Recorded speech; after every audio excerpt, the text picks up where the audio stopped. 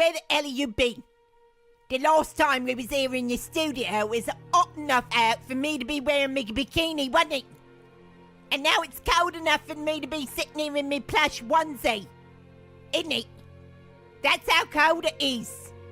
That's how long it's been, Dukey. We're coming up for bonfire night. Isn't it? And the Halloween. When all the kiddies come round and they ask for the sweeties and all that and they bug me. Isn't it? Dukey, where the hell have you been? It ain't good enough, Dukey. It's been too long. It's been weeks and weeks. You know how many pies I've had since the last time I was here in this studio. I've had a lot of pies, isn't it? Me and Roy, we've been eating a lot of pies, isn't it? Hundreds, probably hundreds since the last time I was here in this studio, Dukey. That's how long it's been.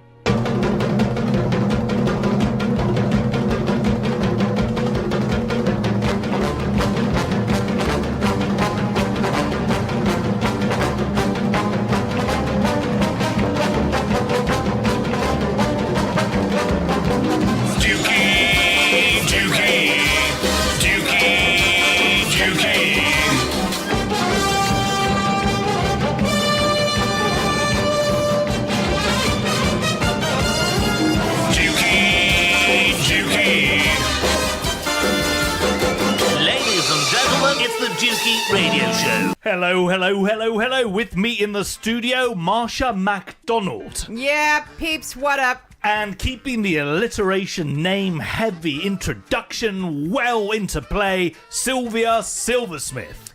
Hello, everyone. That's a very good introduction, Dukey. I try to, mix things up a bit. Very impressive. It's been a long time, Dukey. It has been a while. Yeah, Irene's not happy. No, she seemed a little bit distressed about the delay between shows. Why has it been so long, Dukey? Mr. Armstrong from a band called Green Day once indicated that he required waking up when September arrived. I needed waking up when October arrived. I see. And it's been a hectic couple of months yes. for all of us. Yes, it's been for a host of very understandable reasons. And also, Marsha, you've been all up and down the country relentlessly. Dukey, my ass has seen more train action this past couple of months than it has seen any kind of action in a really long time.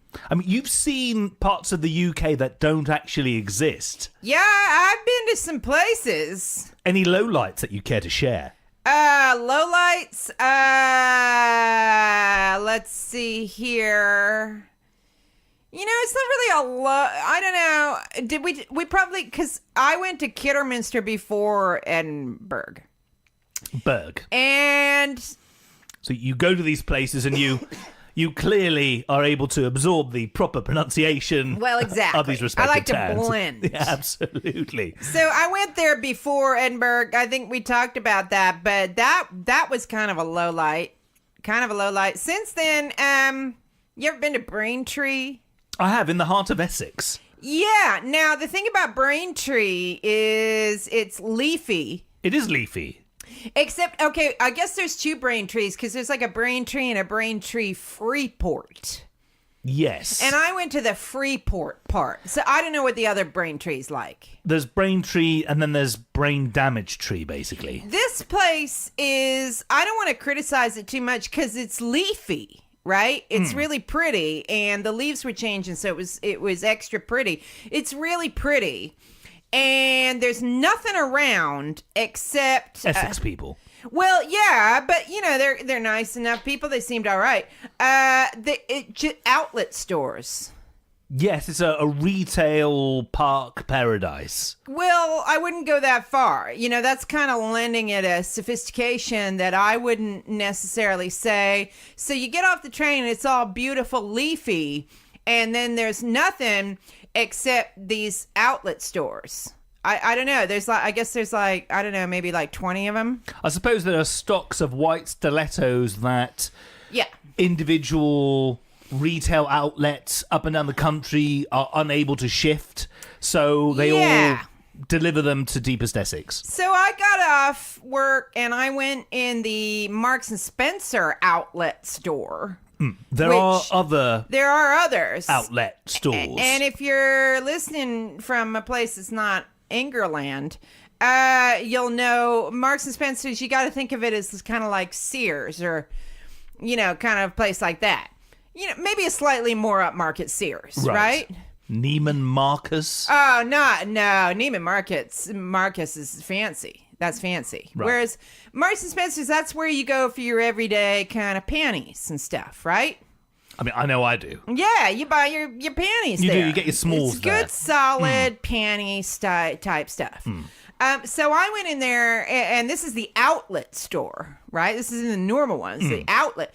I went in there because I needed some new sweatpants. Because me walking around with a hole in my ass is not pleasant for anyone to be looking at. And Sylv has to live with me. So, and the thing about an outlet store is, okay, those are nice. Okay, they're a size 2, so that's not going to fit on my big fat ass, right? Or there's a size 32. And let's face it, my ass isn't that huge. And no disrespect for if your ass is that huge, respect. Go to the outlet store, you get some good sweatpants. Work it, baby. So that's outlet stores.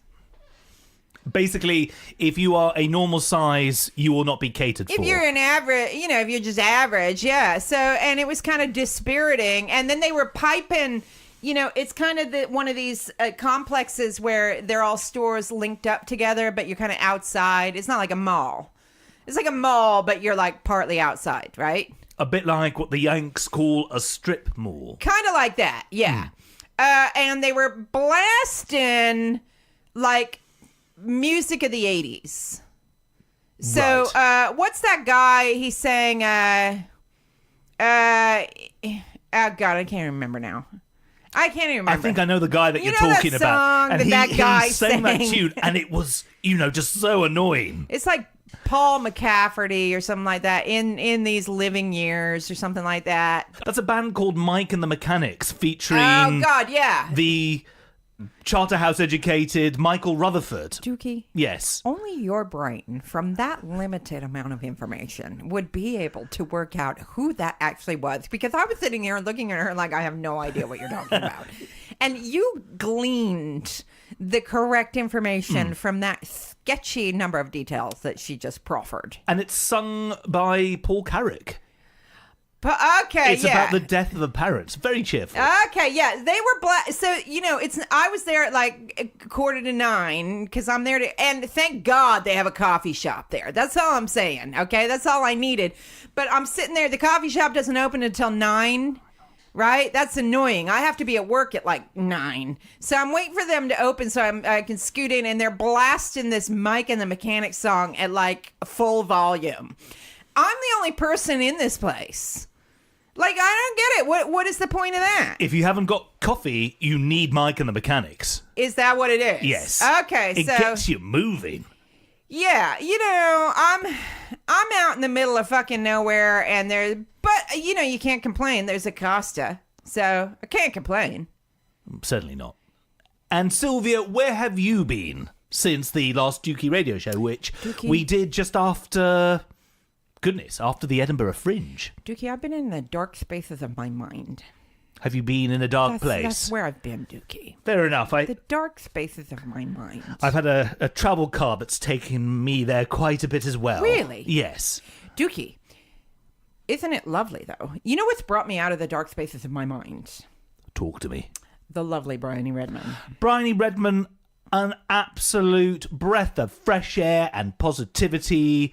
We loved her show at Edinburgh Fringe, Theory of Positivity, and she oozes positivity. Dukey, so I was leaving your studio, as you know, just before she was going to come, because I thought I don't want to overwhelm anyone with too many people in the studio. Like, she's going to show up, and all she really does is need to meet you, right? And your lovely Molly dog.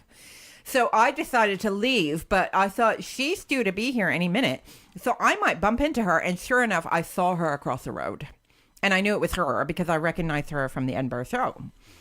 And she just from across the busy highway, I just got all kinds of wonderfulness from her. She just exuded a wonderful vibe to her. She's human Prozac. She had a big backpack. She has an enormous rucksack, and for whatever it's worth, during our chat, her rucksack gets opened and the contents are revealed. Is it like is it like Pandora's box, but the opposite? Yes, it like, is. So instead of all the horrors flying out, does all the marvelousness fly out? It's many sources of wonderment. And then I came back. So I was coming back about an hour and a half later, and I saw her leaving your studio and crossing the street again. And I thought she might look at me and think, who is this lady? Is she stalking me? And again, she just oozed positivity all over again. Just wonderful, wonderful. A fantastic guest and an absolute talent to be reckoned with. A triple threat. I like the way in her show, because she's playing all the characters, and there was a number of them, right? She had, for one of the characters, she had to put on lipstick. But then she had to switch characters, which meant she had to take the lipstick off. She did that with great aplomb, I thought. I was impressed by that. I think she definitely has called upon past experiences where she's had to get ready on the fly. It was good. It was really good. It was it was impressive. I like that. She's a talented person, I think. We really enjoyed her show. And talking of talent. Yeah. Gordon Ramsay. Dukey. Wow. He has a new program, a new series called Gordon Ramsay on Cocaine. I couldn't stomach it. That's why I left you two to it, because I just thought, I can't. Life's too short. It's inadvertently funny. Yeah, you're missing out. It's inadvertently funny. The guy who was taking his kids to school... and he gets pulled over. So, like, you're not just getting pulled over because you're driving kind of like a dick, but you've also got your kids in the car. Yes. And then, so you don't just have a cop saying, can I see your license and registration? You've also got full-on fucking camera crew and Gordon Ramsay sticking his big Botox face in your window. Yes, he's looking very smooth. Fuck me, you look like Gordon Ramsay. Are you? Yeah. Shut up. What's made you get involved in this initiative then? Cocaine. Yeah? What, are you recovering? No. What, you trying to get some? No. Sorry to meet you in circumstances like this, Yeah, bro. I likewise. actually quite admire you and the things you do. Soon-to-be arrested father who was under the influence of cocaine, driving a car with only a provisional license and a ban. The guy's a dick, right? You're driving like that with your kids. Like, okay, how big of a dick are you? So just compartmentalizing that for a minute, you got to stick that aside in your head. You got to go, this is pretty funny, actually. This guy's got Gordon Ramsay sticking his big old face in the window.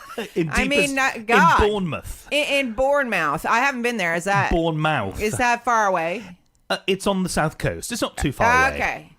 So what, yeah, I mean, that's got to be a wake-up call. You got a whole camera crew surrounding you, and not just a cop, but you've also got Gordon Ramsay doing his fucking type stuff. Yes. Fucking. Is that where you swear a great deal for no particular reason? Yeah, and I just think if you're going to do a documentary, right, I'm thinking that you might want to have a decent vocabulary, right?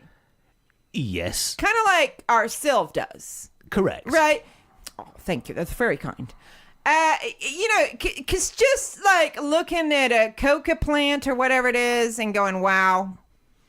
That's not providing the layperson like me with a lot of insight. Wow. Because I could look at that and go, yeah, wow. You know what I mean? I know exactly what you mean. Like, I was so fascinated by his use of the word wow that I took the first episode of Gordon Ramsay on Cocaine. Yeah. And I have spliced together each and every time he has said wow. There's no jiggery, pokery, strange goings on in terms of editing here. This is legitimately from beginning to end of the episode, each and every time that the chef, the star of Hell's Kitchen and many a kitchen nightmare, has uttered wow. One of them happened 4 times in a row just after he decided to sample some cocaine water. Wow. Wow. Wow. Wow. Wow, wow, wow, wow, wow. Fuck me. Wow. Wow. Wow. Wow. Dukey, that must have... That sounds like a long time. So was watching the fucking show. Yeah, it's, Do you like the way he keeps talking about stuff like like he's talking about, like he's giving you a recipe? So now they take the cocoa leaf and then they mix it with some cement and then they scald it lightly with some caramelization of cocaine powder. Fuck me, it looks like he's tempering sugar. Yeah, like that, like... Wow. Dousing the raw materials with cement. It's a bit like putting sugar on top of a souffle. Fuck me. Wow. I guess he just can't see anything outside of cooking and using the words fuck and wow. It's just fucking wow and cooking. That's his whole life. And Botox and whatever. So, well, he looks like, anyway. I mean, he looks kind of like a mattress. He looks like a schmoozie. Yeah, so it was interesting. It was an interesting documentary for all the wrong reasons. I know that he, in the back of his mind, is doing it for the right reasons. I know he has a brother who is still battling addiction, and that Gordon, in his own way, has his heart in the right place. But sadly, he has wow in every place. And incidentally, one thing I noticed about the documentary is in the first 10 minutes of it or so, he gets bleeped out every time he drops an F-bomb. Yeah. But at some stage, the person who was in charge of putting the bleeps in must have just had enough. They gave up. And it just becomes a fuck fest for Either that the or the next bleeper, 45 minutes. Yeah, either that or the bleeper died. Or he quit. You know, they quit. Did they quit? Did the bleeper go, you know what, I'm not getting paid enough for all of it. You know, I didn't sign up for all of this. Yeah, normally for a 1-hour program, I'm done in 2 hours. Yeah. Plus, all this talk about cocaine has made me want to do a line or 3. Yeah, did they just flounce out? That's where they did some flouncing. Because the F-bombs come swift and fast from about 15 minutes in onwards. It's going to be interesting to see how the rest of the series pans out. Yeah, Dukey, you and I are all over that like a rash. You know it. And the one thing I'm mindful of is we've got a little bit dark talking about cocaine. There's one way that we can get back to feeling good again, to feeling happy. And that is by hearing some Briony. Bring on the Briony. My name is Briony Redman, and my favourite word is inconceivable. Inconceivable? Yes. Is this a word that you use regularly? Do you just like the sounds of it? What's the background to that being your favourite word? Well, I like the sound of it. I like the fact that it's something you can't even imagine. It's inconceivable. Because what is inconceivable? Surely you must be able to imagine it. Or you've just been told it and you say, no, I simply can't imagine that. It is inconceivable. Like you've literally just conceived it, so it's always a lie. And it's from The Princess Bride, which is one of my all-time favourite films. A much-loved film, and every day new generations of kids are viewing that. Yeah, exactly. And yeah, it always makes you think, that word doesn't mean what you think it means. So... Has anything in your life actually been inconceivable that you've managed to achieve and you thought, damn anybody who said inconceivable? I think script, anytime, a production, a show. I think anytime something nice is said, you like, maybe this is just women in comedy, you go, oh no, that can't be true. So anything nice that happens, you're like, wow, I never expected that. What a treat. So yeah, anything nice is good. One thing is, I suppose, having more than, sort of one woman on a panel show. It's inconceivable. Yeah. Why have 2? No, let's just make sure we have our 1. Indeed. And she will probably need to be dressed up like a doll and fit into a certain remit. Is the tide turning with all of that? I had a chat with Pippa Evans almost exactly a year ago about women in comedy, women on panel shows. But I think the tide is turning in that it is more expected. When the BBC said there needs to be at least one woman, I thought that's a great thing. Like, a lot of people kind of backlashed against that, going, no, it's like positive discrimination. But it's like, no, it's affirmative action. It's the only way something will change is if we actually say, well, actually, you have to do it. And then you'll realise how many talented women there are out there, and you won't go, oh, why didn't we do this before? So yeah, I think it is. I think like the discussion is less. I find like people don't doubt that women in comedy is a thing anymore because there's so many of us. One small step for womankind. And what is the goal for people doing Edinburgh shows these days? I mean, I suppose at one time, going back decades I'll and decades. speak for all of them. Yes, everyone. Yes. Every one of them. Right, yeah. It's an easy question. Yeah. But I suppose at one time it was, let's get the television vehicle, let's get a film contract, let's suddenly get booked and do, national tours. I mean, obviously everyone's going to have goals, but for aspiring performers, what do you think is the main draw these days? Well, the Edinburgh Festival is unfortunately now a big sinkhole of money that you just throw money at to go do it. But for me, the draw has been, I have a particular style of comedy that's quite storytelling and stupid, and I don't like gigging. I really don't. I hate going to comedy clubs. I try and avoid it. I go to sketch nights and I do a lot of improv because they're fun places to be.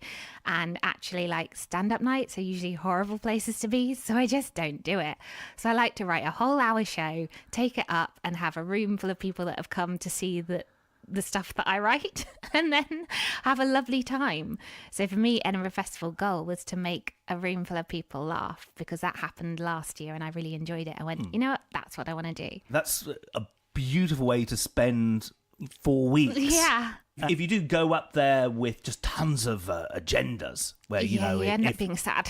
I think. Indeed. I think like you just got to be realistic. I think each time you go up, more people that have seen you will come again, and that's what you should really go for. If you enjoy performing, I always like that feeling when people leave a show and they feel the same way I do when I leave a Muppet movie, that little bit happier. And that's what I aim to make the audience feel. And if I can do that on a daily basis, that's enough for me. Of course, you have other aims in that you'll invite people like production companies. Some people try and get press in, and there's the hope of getting other things, but none of those are guaranteed. So if you don't like the base level of doing a show and making people laugh, don't do it. Art for art's sake. Yeah. Art for art's sake. Money for God's sake. I had the pleasure of seeing your Edinburgh Fringe show entitled Theory of Positivity, and it was an undoubted highlight of the week that the Dukey Radio Show spent at the Fringe. Positivity, positivity, do, do, do, do, do, do, do. That whole production, how long did it take you to do that? I mean, it's quite a detailed, dense journey.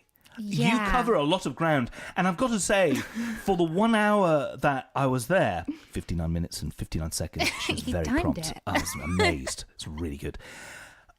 Often, a lot of shows that I see have a really strong 40 minutes. And it feels like a bit of improv and riffing gets added on. Yours felt as though you probably had to do a lot of pruning and editing to get it to work.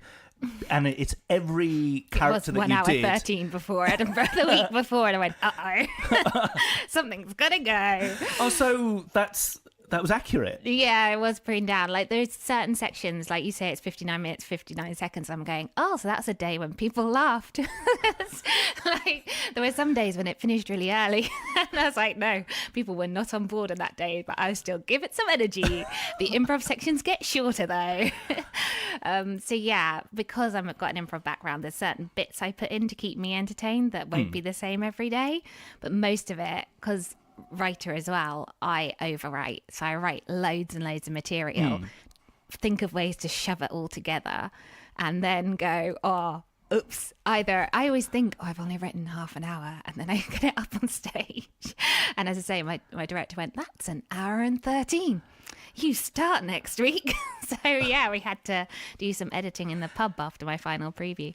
In addition to Theory of Positivity, your main Edinburgh show, I also saw you by accident and very happily at This Is Your Trial. Yes. And it was a really weird night. We'll talk about that in a moment. Stop the presses. It's your semi-friendly factoid checker here. For those not in the know, This Is Your Trial is the UK's only courtroom-based improvised comedy. Were you doing This Is Your Trial regularly? Was that Yeah, so I did 13 shows of This Is Your Trial during the month and 13 with the Free Association Jacuzzi show at the evening. Jacuzzi now with 2 I's, because it's a copyrighted word. We found that out. Yeah. Really? It is inconceivable that you use this word. It is our product. How dare you? So, yeah, definitely not spelt in the same way as the bubbly spa. Jacuzzi with 2 I's. Deary me. Yeah. What was the anatomy of a typical Edinburgh day for you? Well, so I'd get up, I have a coffee, very important. Right. And then I'd flyer for about an hour and a half to 2 hours for my own show. Right. Because it works. I have one other flyer, the lovely Alex Conway, who did most of the... So lovely, really such a good engaging. guy. Honestly, Yeah. gold dust. Yeah. And yeah. we see a lot of flyers. So, there's a point where, I don't want to use the word offish, but, where you're trying to get from point A to point B, Yeah. and it's like that scene from the film Airplane where you're elbowing people. It is really, really tricky. And Alex was great. Yeah, And so he's awesome. He's seen the show on its first day, so he knows what it's about. And he's just a really lovely guy who actually just talks to people, which I think is, again, how you have to flyer. So Yeah. I try and flyer like he would, so he'd be proud. And we flyer before the show. I stop half an hour before to inflate a shark and Yes. prepare props. And then do the show. Put everything away, then usually take a break. That's the first time I'll properly eat in the day. And then, so usually... no breakfasts for you at Edinburgh, apart from coffee? For coffee, maybe a bun. But there's something about the adrenaline of doing a show that often I find it hard to eat before shows if you're too full. And then I'm starving straight afterwards. So I always go for massive food straight after show. And then I was either doing This Is Your Trial or a Free Association Jacuzzi in the evening, so improv with a team, which was nice, because if the show didn't go great and you're by yourself and then you get to play with others, you're like, yay! Redemption time! It's so much more fun when there's a team, especially the Jacuzzi guys, because they're my really good friends. I work with them all the time in London, so it's like having them on stage. It's like family together again.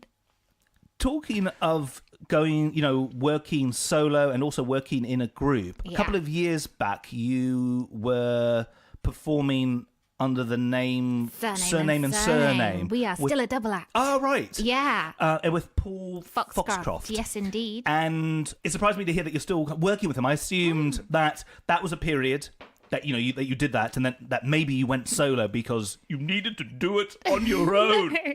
It was more Paul was busy. So I was like, oh, I really missed the festival. And Paul was really busy with some other stuff at the time. So I went, I'll just go by myself. So I did. And there's Twixes in my show that I throw Twix at. That's from Surname and Surname. And I chose Twixes as my chocolate because it makes me think Paul's with me every day. Aww. So it's like having him there on stage, even though he's not there. So we're talking about whether we'll do a show next year or not. He runs an improv company himself, so he's a very busy man. And he also wants to do some solo stuff, but he generally couldn't come up to Fringe, and I loved it too much. So that's why I did solo. Oh, fair enough. Yeah. I just wondered whether or not, there are creative differences and whatnot. No, and it's a lovely, fluffy story involving Twix. Yeah, we regularly still improvise together. I do his show called Questing Times, which is improvised Dungeons and Dragons. Oh, excellent. That's definitely going to have a niche market. It does. And the Twix idea is fantastic because audience participation, particularly in the afternoon when your show was, is tricky. You don't know how many cups of whatever people have had, or indeed Dutch courage, and there's an inherent shyness that audiences are going to have, and And also, I suppose there's a little bit of a fear of people don't want to be picked on. The one thing I noticed about this last Edinburgh Fringe is that performers seem to be a lot more aware about the fears that audience members might have. And I remember seeing Ed Hedges, and he described himself as a beta male who, when he was summoning info from audience members, made it a point of saying, I'm not going to pick on you. I'm a beta male. I'm just going to ask you a question. This isn't going to involve any sort of character assassination. And he was incredibly careful and considerate. Yet the audience members who were going to many of the performances were fearing that very thing, that character assassination would happen. And I went to a performance at that particular Fringe where that happened to me. And the one thing that I remember about entering your world and entering the actual performance venue that you were in was from the word go, you were very inclusive and friendly. I think you even said something along the lines of, nobody's sitting in the front row. It'll be fine. I'm not going to pick on you. Is this something that you were conscious about? And have you had scared audience members in the past? People who are fearful about being picked on? Yeah, I've always been very wary of it because I was a nervous person. I used to hate the idea of having to speak in public. I was very shy before getting into comedy.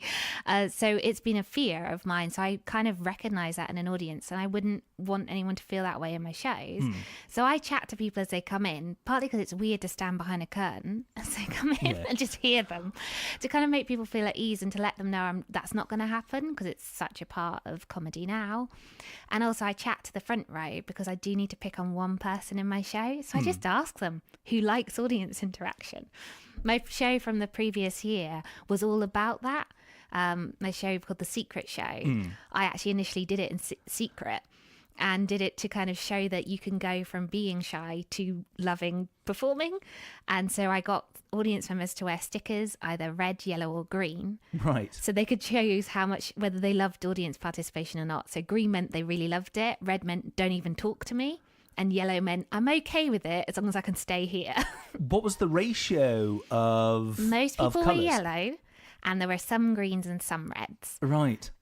What a transparent and wonderful way to engage with the audience. So that my opening joke was always that I was red-green colourblind. So that did cause some panic. But it was always a joke. And I never picked on anyone who wasn't green, except for on days when I had no greens, and then I did pick on a couple of yellows. But on those days, I'd already chatted to them during the show. Oh, fair so enough. you kind of get used to it. Yeah, and by that stage, they would know that, this wasn't going to become some sort of a character assassination exercise. And also, did you have Twix available? Yes, Twix. So people answered questions right. The first show it wasn't Twixes, but they did get they were the hero in the story when they did come up. So I think I just prefer that kind of warmer side to comedy. And I think with audience interaction, people do get nervous. But by the end of the show, in the first year, there's a bit when all of the audience do dance moves at the end in their seats, and that was the thing I loved most about that show, was that the people with red stickers did the dance moves at the end. And I was like, that's great, because by the time the hour is up, they felt safe and they knew it wasn't going to be, they just did it with everyone else. And that was just like the best feeling. A safe space and people opening up. That's actually genuinely is really beautiful. And when you said you did the show in secret, how secret is secretive? So my very first solo show, in case it was a disaster, I didn't put my name on it, and I did it in Camden Fringe, so that if it was, all of my friends in comedy were in Edinburgh, so it's like, if it was awful, I'll just pretend I've never done it. And that's the first attempt. I did invite some friends that I really trusted. I was like, come along and just tell me if this is a bad idea. And then I did it in Edinburgh, so that's why.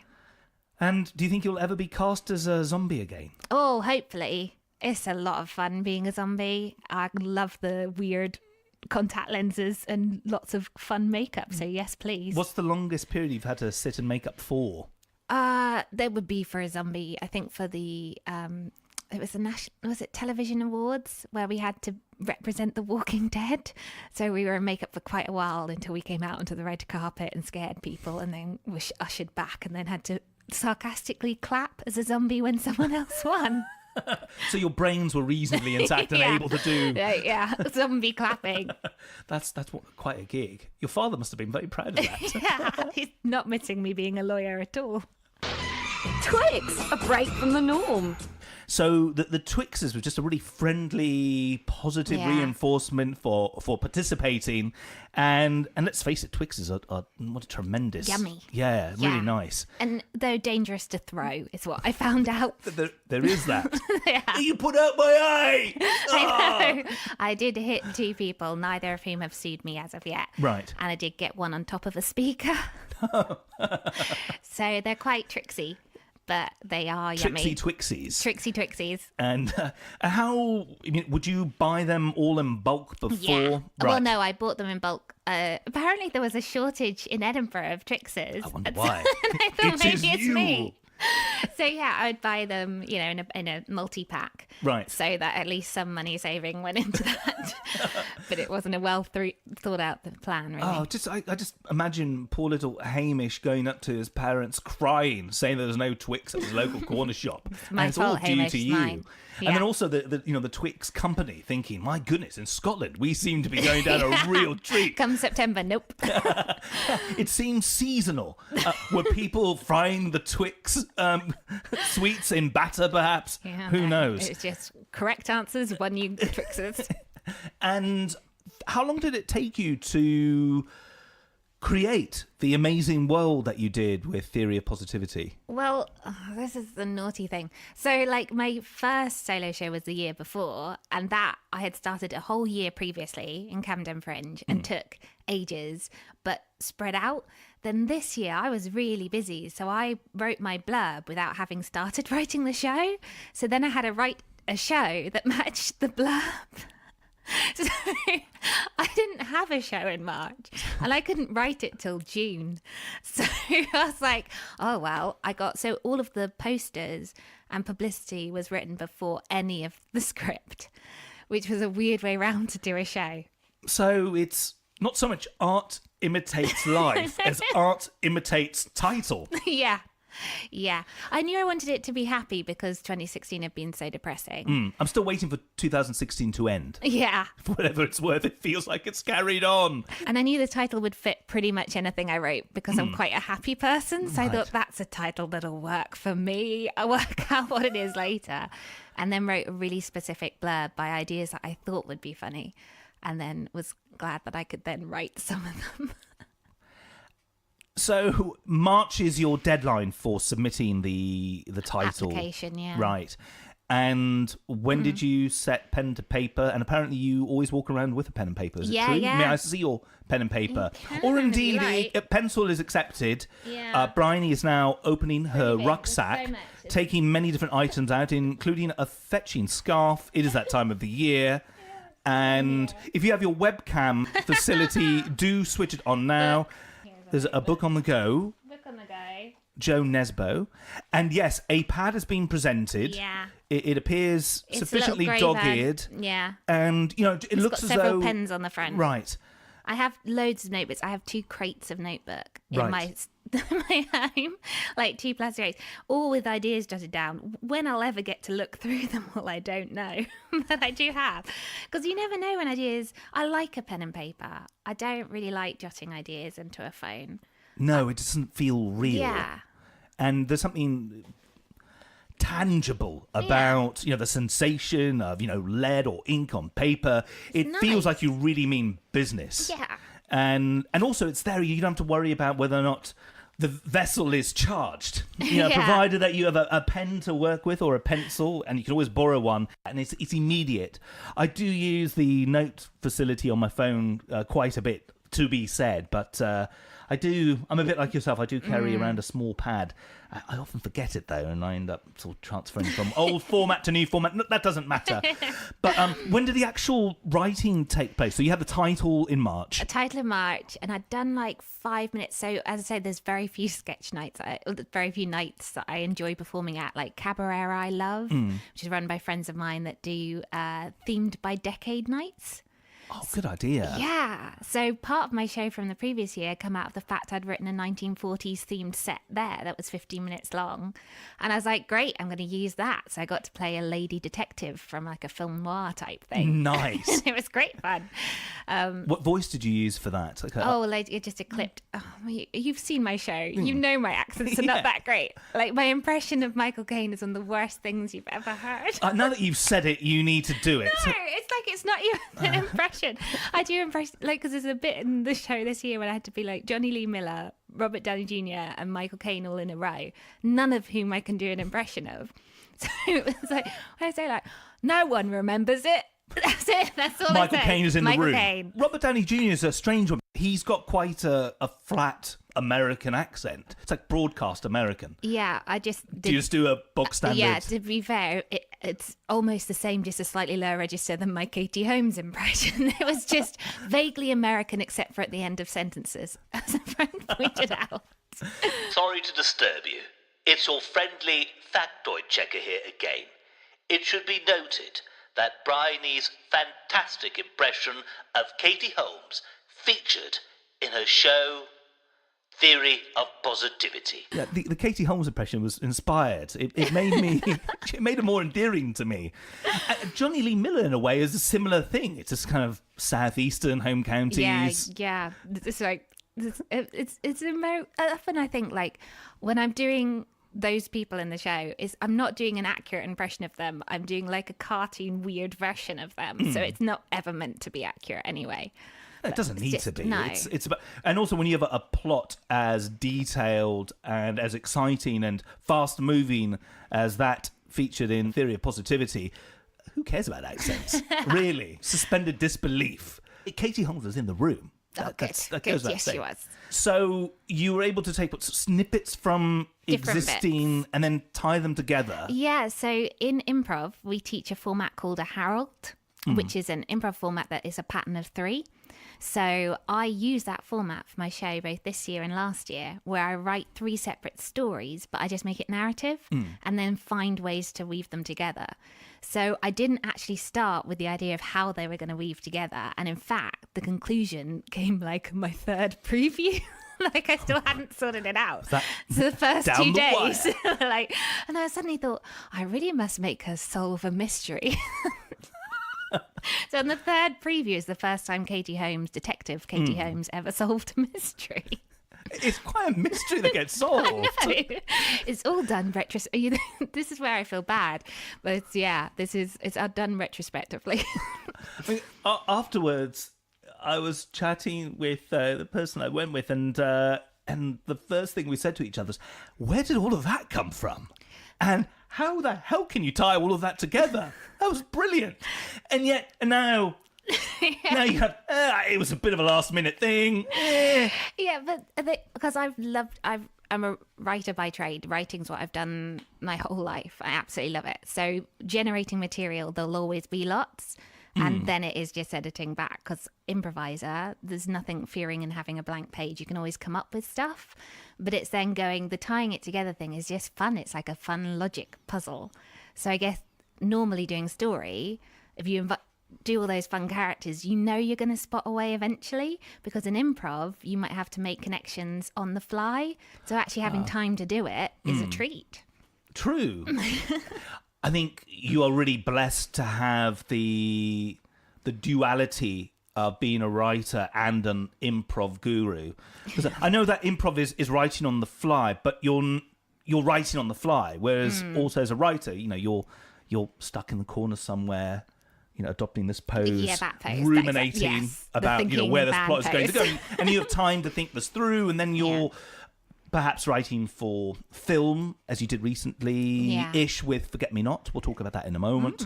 When you run your improv groups, do a decent proportion of the participants actually right outside of that world. Well, I'd say the students we get at the Free Association are a real mix. So we get a lot of producers, actors, writers. So a lot of creative types come and learn because it's useful. It's useful for acting because you react more rather than act, which is what acting's all about, isn't it? I'm an actor. I believe so. It is inconceivable to do anything else. You've heard my accent, so I'm so clearly trained. So yeah, and then writers, it's really useful because you can just bounce around ideas and you get less precious about changing stuff.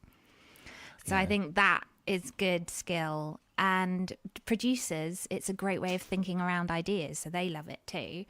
But we also get just people who want to feel more comfortable in presenting at work or day-to-day life. Confidence building. Yeah. So improv helps. So we get people who've never performed at all alongside comics who regularly perform, all in the same class. That diversity must make the work that you do teaching improv at Free Association quite rewarding. It's lovely. Because it's people coming from different disciplines, and they're all going to bring something different to the party. Yeah. And I like the shy ones because that's how I got into improv. At uni, I refused to have a line in a Shakespeare workshop because I refused to speak. And someone went, go to an improv workshop. It'll loosen you up. Right. And I had such the worst stage fright. I was like, no way am I doing that. And then, did improv. And unfortunately, it did change my life in that I'm not a lawyer. So I was going to ask about this. When I went to... Were you studying law? Yeah. Oh, I feel a great sense of achievement. The reason being, when I went to see This Is Your Trial with the Right Honourable Judge Law. Yes, Tony Law one, yeah. Tony Law participating. I love him, and we'll talk about him later. You were the only person playing it straight, and the way that you were putting the respective cases forward, I just thought she must have a legal background. Yeah, it's really, so does the guy who produces it. And I did one show with Clive Anderson, who obviously was a trained lawyer. Of course, yes. Yeah. And it does help, sort of. But it does make it like I really want it to be fair. There's part of my brain that forgets about comedy and goes, no, if this person should be found guilty or shouldn't be found guilty, I'm going to fight less hard or harder depending. That particular day or that particular evening, I mean, Tony Law, was he recruited in at the last minute for that, or does he just pretend to be? No, I think that is just Tony Law. We once wrote, my writing partner and I, a sitcom character that was inspired by Tony Law because he makes us laugh so much. He was on fire that particular evening. And I don't know whether or not the irreverence was something he cultivated, but he was just trying to come up with every courtroom drama cliche. Order in the court, and you'll be held in contempt of court. He basically had a phrase book, and he wanted to use each and every, kind of well-used kind of legal phrase, and was also very proud to announce that his surname made him extra able, extra qualified, if you will, definitely. to preside. Yeah. And for reasons I don't know, in that particular performance, he then started to do an impression of a North American pilot. It's like, right, coming in for takeoff. We're cruising at 30,000 feet. And the defense attorney, I've forgotten her first name. Surname Scott. Oh, is it Ali? Yes. Alison C. Scott. Yeah. Yes. So she... Love her. Super talented. She is all about the accents and the characters, and proceeded to do this more New York than New York defense attorney. And you played it straight. And I honestly, I said to my partner in crime at Edinburgh Fringe, this is more than just a performance. There's some legal training here. I'm really, really pleased about this. Yeah, you were right. Trained barrister. Now, that particular evening, the first court case, I don't expect you to remember every evening. Oh, God, no. No. I remember Ali being there because that's a treat because we both perform together regularly at the FA. So it's so nice to have like a fellow improviser that you're used to there. It's really, really nice. It was. She was fab. You were fab. Judd Law was Yeah. tremendous, particularly as a pilot. And for no reason, I loved it. Yeah. And the first case, there was a man of certain vintage who'd said some not so PC terms about women and referred to the defence and prosecuting attorneys as being akin to being prostitutes. Oh, yeah, And that guy. yeah. Oh, yeah. That was really, really out of order. And you taught him a new one in a very, very polite, In a very nice way. legal Yeah. manner. And I just thought it must be really, really tricky where you're there to do your job. You're there to entertain and to create the framework of a courtroom drama. Yeah. What happens when you have a person who's genuinely being quite an offensive weapon up there? The good thing about that show is you are, again, not alone. Like, Tony Law wasn't having any of it, even in his own mad way, was backing us up. And True. Ali, defending him, decided not to, really. So I remember... Not so sure about that. Yeah. Uh-oh. Yeah. So, like, there was no way. So, yeah, you don't feel alone. I think, I think if someone's behaving, unfortunately in that show, sometimes you do get people who are very drunk Yes. or can be quite offensive, but they can be mocked in a gentle and fun way that lets you know that the comedians do not agree with your views. So you can have a laugh and still make it fun, but still not allow those views to stand as the stage's opinion. Yeah, or the show's opinion. University days, you're studying law. Well, actually, I studied philosophy, Philosophy. Oh, right. and then I did a law conversion course. Right. So, yeah. So it was you'd had enough of Spinoza. There's enough of, let's Descartes. think about that. What should we do? Doesn't matter. Let's just think about it. And where were you matriculating in philosophy? What uni were you Edinburgh at? University. Oh, right. So when you go to do the Fringe, it's a little bit of It's a home. It's a homecoming. It is also because my mum's Scottish Right. from Perth, which is just about an hour from Edinburgh. So we used to go up every summer to the Edinburgh Festival. To visit family. And Yes. then we'd sneak through the Edinburgh Festival. And so I went to Edinburgh Uni because of the festival. And my first day, I said to my flatmate, "Where's the university?" Because I didn't know. I'd chosen it because of the Fringe. My word. So, but that's pre yourself becoming a performer. Yeah, I loved watching it. Right. But I still loved writing Right. from a very young age. So I really loved going to watch theatre and watch comedy. I didn't see myself as someone who was going to perform it. So that's why I went to the Theatre Society, as I wrote plays at Edinburgh University and I did do improvettes in the end. Yeah. And that changed your life. Yeah. University changed your life, but not necessarily due to the degree that you were doing. Sounds like most people's experiences at university. But it made you incredibly well equipped for doing, this is your trial though. Yeah. And well done. Well done. That was, It's all a long route to that show. by this stage, I seem to remember this is your trial being around the 6 p.m. mark-ish. Yeah, 7 I think it is. Yeah, around Early 7:15, something. evening. Early evening. So you were just saying earlier, just prior to that, you had a big meal, perhaps the odd Twix. Yeah. And I try and watch shows too. I had a list of 63 shows that I wanted to see, and I saw about 25, so I didn't do great on that. But yeah, I try and watch usually around that 4 p.m. mark. I try and go see something. Right. Then this is your trial or not, depending when I was doing it. And then 11 p.m. is when the Free Association Jacuzzi show was. And was that for the whole run of the Fringe that you were doing that? No, I did about 13 shows with them as well because we're Right. a massive team, so we alternate who. But it means you get to see different people on the different nights and word. hang out and do really stupid sketches and a different guest comedian every night, so you get to meet them. Oh, it's a blast. Some people are culture vultures. You are a performance vulture on quite a number of evenings during your 1 month run at Fringe. You're performing 3 times Yeah. a day stroke night. Yeah. But that's not okay compared to some friends of mine. I don't think that's that much. Like some of them are crazy busy. I know some people have like so many shows a day. I try not to book in too much because doing a solo show, this sounds so lame. It's an hour. Out with it. We like lame. Also makes you really tired, but it's pathetic. People work much longer days. After an hour of performing, I'm so tired. But you are, but it's still pathetic. And so when you left university, did you finish your degree? Mm-hmm. Oh, congratulations. Yeah, well done. Well, thank you. Because with all that you had on your plate, it may have been inconceivable for you to carry on your studies.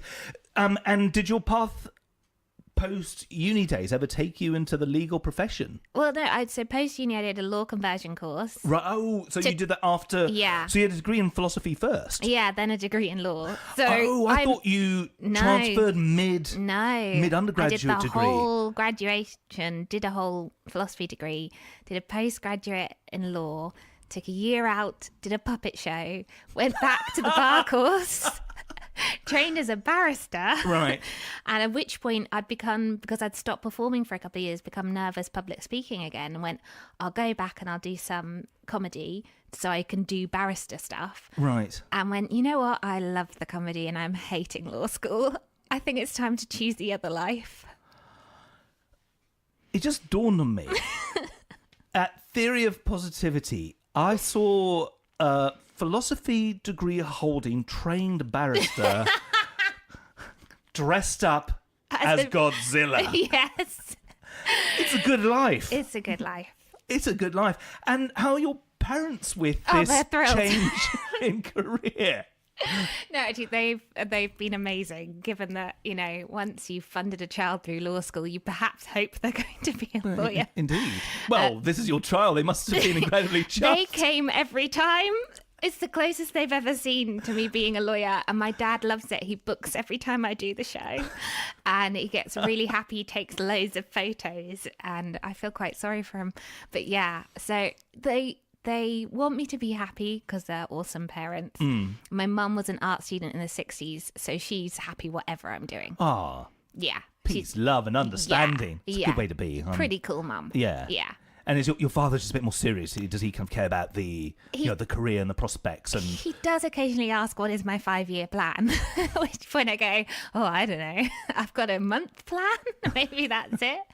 So, yeah. One artistic entity that appears to be a work in progress and an exciting one is Miss Universe. Yes. You have read my website. Indeed. Before we talk about it, though, I've found an arc in your career that maybe you haven't thought about. Ooh. Which leads us to Miss Universe in a way. And it might seem slightly offensive when I say this. I apologise in advance. In a way, it seems as though your creative career has started in the toilet. Do you know where I may be going with this? This all seems a little bit, this is your life. Yeah, no, I'm not sure. I've been tied up in a bath. Yes, this relates to that partially. It seems as though you're talking about the online video. Yes, there are two creative endeavours which appear to have been quite pivotal in where you are today.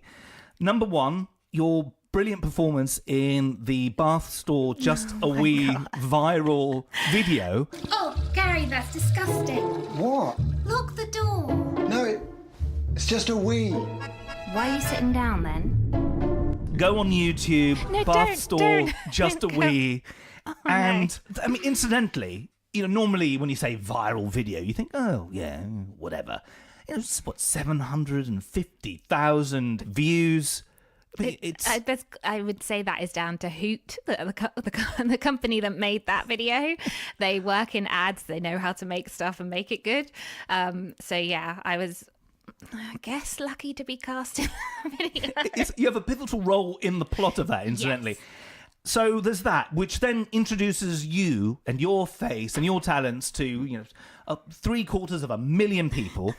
Then You're the first person who's ever noticed it. I care. Yeah. I care. Briony plus toilet. It brings up all sorts of things on Google. And the delightful Toby Wilson, please also blame him for that. He's on the toilet. Fantastic In case you performance. thought he was only known for sad faces, check him out for that. He has a sad face on the toilet, to be Yeah. fair.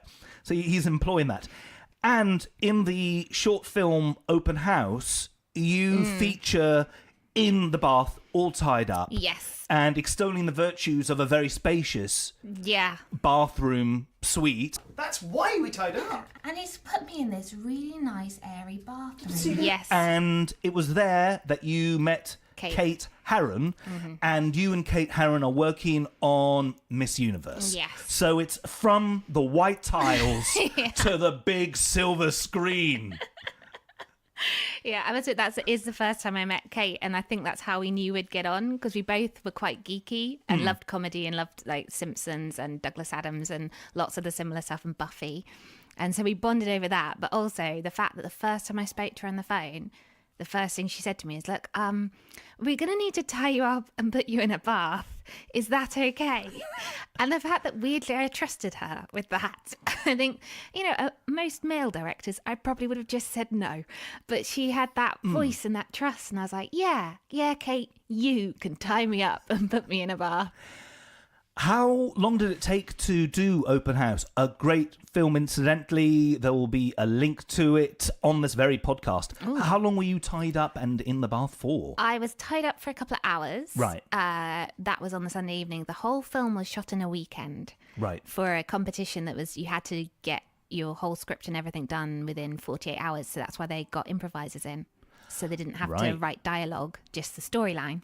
So that's how I got involved with that. But yeah, so it was just a 48-hour project. But Kate Herron is a whiz. She's an amazing director. So she made a good enough film that it could go into festivals and things, which most people can't do out of a 48-hour film, but that woman can. I didn't know about the time constraint that was put on the production. Yeah. I just saw it as a short film, and it's a brilliant short film. It's quirky. There's a dark humour to it, and that's my double act partner, Paul Foxcroft, in it. Oh, he's the robber. Yeah, so that's Paul. Right. Oh, all roads lead. Yeah, he's absolutely brilliant in that. Yeah. Look, the door was open, and I came in, and she was downstairs, and we just figured out it would be safer. Like, this was her idea. Really, he was a really polite robber. Not like those in the other postcodes. Robber isn't a word that we use here in this country often. I would have thought kind of burglar would have been the choice. Did you sort of neutralise the Britishness in it a touch so that you could enter it in American film festivals? I don't know why it was called robber, because actually, technically, legally, he's not a robber. He is a burglar. Right. Because he didn't use violence or intimidation, and he did enter an abode. So, technically, burglary. I didn't even notice that. But I think it was done really quickly, so it's whatever word would have occurred to us at the time. Fair enough. It's a robber came out. Yeah. But we did decide in the bath that I should be the estate agent. We talked about that for a while, because in order to make Paul's character nice, I had to be kind of a little bit odder. Otherwise, he became horrible and you couldn't root for him. So I think that was the only conversation we did, softened him in that way. I think it's just the fact that you're an estate agent gets you part of the way there by default. Yeah. But you did play that particular character in quite a menacing manner.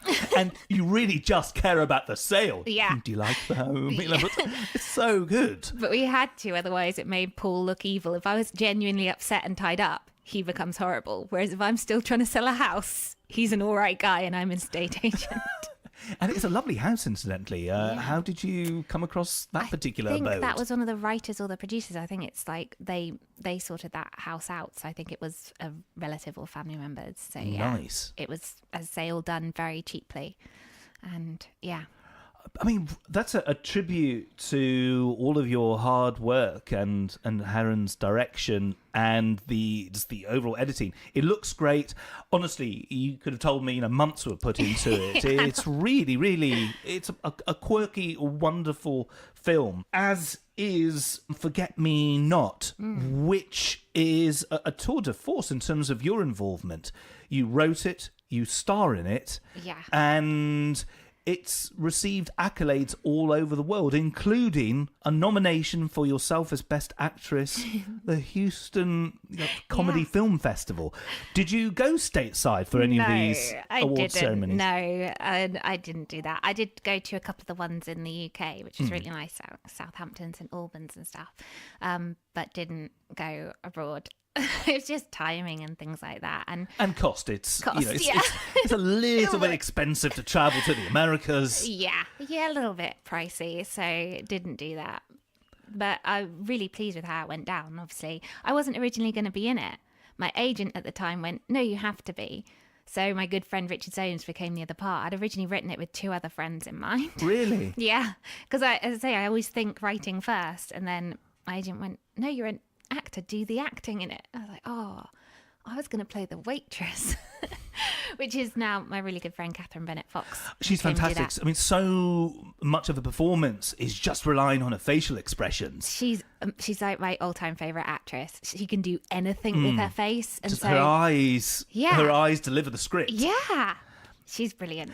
And in a way, there's a little bit of a similar vibe to your performance as the estate agent, where seemingly quite pleasant, but with a slightly menacing I think that's underbelly. Yeah, I think with my film acting, that's gonna get me typecast. Yeah, I think when I was at an acting class and they said my type for casting would be, do you know there's a woman in Luther with red hair who plays kind of nice psychopath? Yes. Yeah, that's apparently my casting type. Nice psychopath. So that is you. Yeah, unfortunately. How yeah. do you feel about that? I don't mind. I enjoy playing both those things. I think, I really love acting, and I love acting in comedy. There's some things I can do really well and I enjoy doing. And there's plenty of stuff that I don't think this voice or this face is suited to, and I'm happy with that. I suppose on your Spotlight profile, at voice type sweet. Sweet, yeah. Because it sounds, honestly, I will never listen to this, for example. It's really good, by the way. I'll never listen to myself talking on a podcast. I'll listen to your podcast, but not this episode, because I sound like a small child and it really annoys me. Oh, I think you're being very self-critical, and I think it's inconceivable, that you should Inconceivable. continue to feel this way. But I should get some Disney work with this voice. Yeah, I'd love a absolutely. Pixar. The voice does lead to an immediate likability. And going back to theory of positivity, I've forgotten her surname, the German sound effects sex scene expert. Oh, yeah, Dr. Haffenbaum. What a sweetheart. I wanted to adopt her as a family member. She was just what a likable person. Well, do you know how I get that weird accent? Is in my head I'm doing an Arnold Schwarzenegger impression. really? And then it comes out as that, which sounds nothing like him. But it means I can sort of keep the voice consistent. And for those people who do not see the production, and shame on you, how would you describe this character? You're just a person who spans time Yeah. in the canon of cinematic history, going back to Hitchcock days. Yeah. And basically coordinating all of the intimate love scenes. Yes. And how the segues are done. Yeah, the sex scene cutaway is a Yes. classic from the... Great, North Yeah. by Northwest, love it. Oh, it's a brilliant film. Yeah, again, another all-time favourite. Yeah, I mean, and the one thing about that film and all of Hitchcock's efforts is just they haven't dated. Half a century old, yet they're still as vibrant and Yeah, that's what I want to fast-paced. put back in, like, often when I'm writing film scripts. The thing I love about those is the dialogue, the snappy dialogue. And I'm a real lover of that. And so when writing, that's why I want to put back in those cool plots or moments and those really fast-paced, witty stuff that in modern movies sometimes we miss out on because it's all action sequences or CGI. True. I do feel that kind of new, modern productions take into consideration attention spans, I think, too much. I think space is a good thing. Intrigue, suspense. Yeah. And just so many films do, modern films, it does feel like a relentless barrage at the expense of dialogue. It's almost as though the script takes a back seat and lets let the CGI dazzle you and let the explosions carry on to the next scene and whatnot. And I just think a great script, a great story is timeless. And talking of stories, this might appear to be a strange question. In the film that you wrote and starred in, Forget Me Not. Oh yeah, it's a bit of a dysfunctional relationship which is highlighted by an accident. Is there any autobiographical inspiration for that. I'm not implying that you've tried to run a partner down. No. But some of the dialogue about how the character's boyfriend doesn't get on with parents and how he's self-centered and whatnot, is this something you've been through yourself? No, not at all. I've got to admit, it does kind of intrigue me, that kind of, I guess, unhealthy relationships. Oh, this is a coffee shop dumping! Freddie, you're being loud. Somewhere public where I couldn't make a scene. You're making a scene now. And then bye-bye, Freddie. Who dumped who? You're being childish. I dumped you. No, you didn't. I dumped you because you're incompetent, inconsiderate, and my parents don't like you. What I was worried about with the film, actually, for a while, because originally in the script, but we couldn't quite get it to work, they're meant to be repeatedly doing it to each other, so that the Freddie also runs over Laura, and it repeatedly happens. Oh. And so they're meant to be as bad as each other. Right. Yet, when the director looked at the script, he said, that's not what we're getting from it. We're going to do it this way. And I remember thinking, I'm really worried about that, because for me, evenness in relationships is so important. So I worried about it for ages, and I thought, no, it is just a comedy film. It's fine. I don't need to make everything about healthy relationships. So I can show an unhealthy one on screen and it will be okay. It is for comedy value. Yeah, but I did worry about it for a while. So no, not personally. I'm all for evenness in relationships. Yeah. So positivity extends throughout your work in a way, where positivity meaning that you don't want the imbalance to be displayed in your work. But I mean, to be fair though, isn't imbalance a reality of life? Yeah, I think it's how you deal with it. So I think even when you're writing, you got to think, what are you trying to say with your film? And it's never going to be the same, because everyone interprets what you write in different ways. But you still should take ownership, I think, of what you are at least trying to say. So in Miss Universe, it's a really silly comedy about aliens attacking a beauty pageant. But underlying that is a story about women working together and how you're stronger together than you are apart. And I think it's important to care about what you're saying, otherwise why are you writing it in the first place? So yeah, I did worry a little bit about that film, but still put it out there, so it's fine. It comes across really, really well, and it's open-ended in terms of how it... Yeah, we've left it open. Yes. Yeah. What happens next? Indeed. Who hit who? Yeah. With regards to Miss Universe, which I've only read the blurb about, I don't know how far in the production you are, but the description of it sounds incredibly just up my alley, which is what The Thing meets Mean Girls. Yes. And the references to Heathers, I think probably from a dark comedy point of view. Yeah, that's been really important, because when we've been explaining it to producers and they go, so what kind of comedy? We're like, no, do not think Legally Blonde, please. Think darker comedy than that. There's real horror elements in the film too. And I'm a big fan of Heathers. I haven't seen it recently, but I remember it being a great film and just a fantastic black comedy, which is genuinely funny and is genuinely black. And I think, especially post Tarantino's film canon in the 90s, a lot of films used black comedy, I think, inappropriately, where there might be a couple of jokes, but it'd just be more sort of dark and mysterious and awash with blood. Heather's managed to have that balance in quite a beautiful way. The one thing that I picked up from the blurbs that I've read about Miss Universe is, you've got beauty pageant adversaries who then have to work together in light of this alien invasion. So it's keeping up the tradition of buddy films where they're adversaries at first, but they have to work together. And then with that, comes solidarity and women working together on a female-led film, which is brilliant. More of that, please. It's 2017. And how far along in the production of that are you? When are we going to be able to see it? If only I could say it's next week. You've got 48 hours. Yeah, we got to finish it. No, we're still. So we've been redrafting. So we got through to.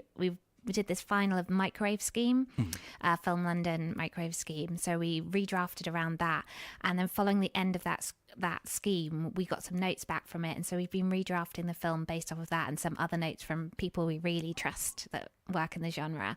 And so because the Microwave, had we got that scheme, would have been a much smaller budget, so we're trying to go for a slightly bigger budget now, so we're redrafting to that budget.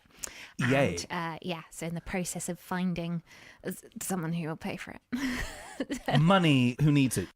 You guys do. Yeah. Big time. And when it eventually is realised, this is going to be a cinematic release? That I don't know. This is where you probably need to speak to like Kate and Doug. Doug is our producer and Kate is the director, and they are really good at all of the film stuff. They know who to ask, they organise things, they go to networking events, and I am good at sitting at the computer with Kate and writing, and I forget what the names of people we're meant to have met. I forget everything we're meant to do, and occasionally I see emails from them with spreadsheets and I go, great work, guys. Well done. So I don't really know that side of it. I know the writing's a lot of fun. We're still finishing it, and we're still polishing it, and I think early November we'll send it off, the latest draft off to people. Lovely. Is casting being thought about yet, or is it at too early of a stage and dependent upon too early a stage? budgets? Yeah, it will depend a lot on budgets. There will always be people I think Kate will have in mind, of people that she thinks will be good, but it depends who gets on board. It's like a committee sometimes, I think, in film, as to decide who goes into a film. Yeah, indeed. Yeah, it gets quite politicised, where you might have a potential funder and they only want to give you the wonga if so-and-so is involved. For us, they just have to be good actors and funny. That's our kind of, if they're not that, then we don't want them. Absolutely. And this is where, casting is going to be crucial. Yeah. In your head, when you were writing, did you have people in mind, or characters past and present who possibly you had as a spokesperson in your brain when you were coming up with dialogue? I had, it's quite interesting because it's not necessarily the same for Kate, but only for one of the characters I had a comedian friend of mine in my head, not their comedy character voice and not their real voice, just them. There's something about them that I was like, picturing you delivering those lines helped me write it. And so some of that's good. And there's like actors that I'd sometimes think of for lines, just to see, like, you'd imagine that line if they said it. But most of the time, me and Kate will just act them out to each other really badly. Like, to hear them out loud. And she laughs at me because sometimes I'm pulling faces while I write, and she'll go, are you acting out the lines? And I go, yes, I am. It helps me know whether it sounds right. Absolutely. So if you will, you have private muses. Yes. And having one who's a friend is particularly useful. Yeah, no, actually, that wasn't not a friend, just someone who I think is a really good comedian. Oh, I have right. since I met them, misunderstood, but right. And well, actually, often, like Catherine Bennett-Fox, who I mentioned before, I have thought of her in parts before because she's so versatile. She could play anything. But sometimes I picture, what would she do if that was that part, and it helps write. Yeah. But sometimes no. Sometimes I just write a part and I picture a fictional person. Right. Oh, fair enough. Whatever gets you through the page, it's just a tremendous achievement to be able to realise it, finish it, tweak it, which sounds like you're doing now, and then to know that the prize is the finished film, the final film. And it'll be interesting to see how that process ends, and also it ends up leaving your hands in a way as soon as funders are involved, I presume. The great thing is having Kate on board as a director, and I don't think we'd ever sign it off to anyone where that wasn't guaranteed, right? Because I don't, as a writer, you don't have any power or say. You write it and then hand it over, but I'm handing it over to Kate, who I wrote it with, and so I'm like, I'm fine, I'm so happy, because everything she's directed I love. She's got a real sense of humour and tells things, like, we agree on humour so much that I'm like, I am not worried. If Kate's happy, I just back her. I was like, yes, what she said, and then that's fine. So I feel really relaxed about that side of it. I'm like, yeah, hand it to Kate. She'll look after it. Trust, synergy, it all goes back to you being tied up in the bath. It is mutual trust. I know it sounds flippant and silly, but in a way that became the foundation of your relationship, trust and respect. Yeah. Because it is a weird thing to be asked, right, how would you like to do this film? It's going to take 48 hours over a weekend. You're going to be tied up and put in a bath. And now that you know each other and are working together, that same trust is extended. It's as though you're still tied up and in the bath. Still, I'll tell her that. It's okay. With you, it's like I'm still tied up and in a bath. I mean, that's going to be really, really exciting to see what happens to that. Also, I mean, that the final product and where things go, things have changed. There was once a time where, if it wasn't on the silver screen, it didn't count, and television would be, plan B. But in these Netflix days, it's all very different. It's really, really exciting, and also the fact that the way that people engage with art is different. Yeah, though I do miss. Do you miss? Because I really miss sharing shows with people. They're all on the same day, and the only one I get that with still is like Better Call Saul, because so many of my friends watch that, and it was always out on a Tuesday night. So by Wednesday or Thursday when we catch up at improv, we'd be like, oh, did you see it this week? And you could chat, and I was like, I've missed this. Binge watching does foster a very solitary existence. Yeah, you can't talk. You have to go like, are you at this you have to be so careful. It's like, in 13 seconds it's going to start again. And I had a bad experience once. I was having a bit of a dark moment of the soul. I've dealt with these demons, it's fine. But I was having one of those weekends. And I was watching something, I've got to say it wasn't very good, so I'm not going to tell you what it is. It was an animated production, disappointing. But I decided to pursue it, thinking it would improve. And at one stage, Netflix came up with a blurb on my screen which said something along the lines of, are you still watching this? I'd gone through so many episodes back to back. The system wondered whether or not I'd fallen asleep or had left the room. Message, and that's when I realised, Andrew, you need to get alive. My word. It's Netflix going, are you okay? Are you okay? Are you sure you want to see this again? Yeah. Make some tea. Yeah, it's... Better Call Saul was great, is great, because of that Tuesday weekly factor. Obviously, now that the series has been on, people can binge watch it. Yeah. But with something as exciting as that, you wanted to watch it the week that it came out. And the Tuesday night factor, I had a couple of moments where, hang on, it's not come up yet. It's not come up yet. Yeah, the week when it wasn't on. Do you remember there's one week when they didn't have it? Yes. And everyone was like, what? Well, is Netflix having problems? Or is it that it's only available for people to see in the Americas? And if so, And it was a week that it wasn't on. Yes, I remember that well. I texted some mates. We were all... we were all pretty sad on that day. It was a bad day. Did you like the most recent series? Yeah, I loved it. It divided a number of my friends, though. A few people I know tuned out. It was a much more kind of slower moving, intense affair.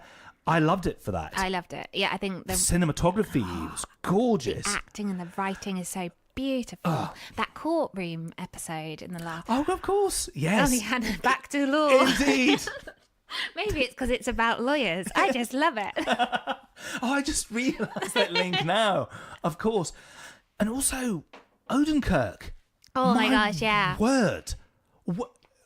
Where did all of that come from? Yeah, because he's so funny, but I never knew he could act that well.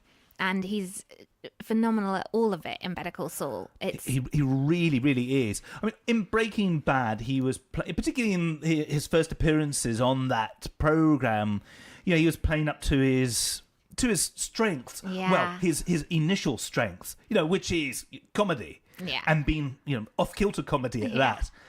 And as that particular program developed and his character developed, and in Better Call Saul, I'm just amazed at how effectively he underplays things. Yeah. And how his face is able to tell the story. A lot of his early comedic efforts were quite in your face, quite unsubtle.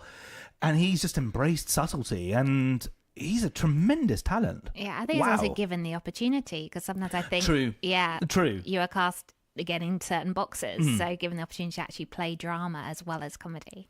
Because in Larry Sanders' show, because that's quite a subtle playing of big fan brilliant. Of that. Big fan of that program. It's great. I love Gary Shandling, and his passing last year really, really hit me hard.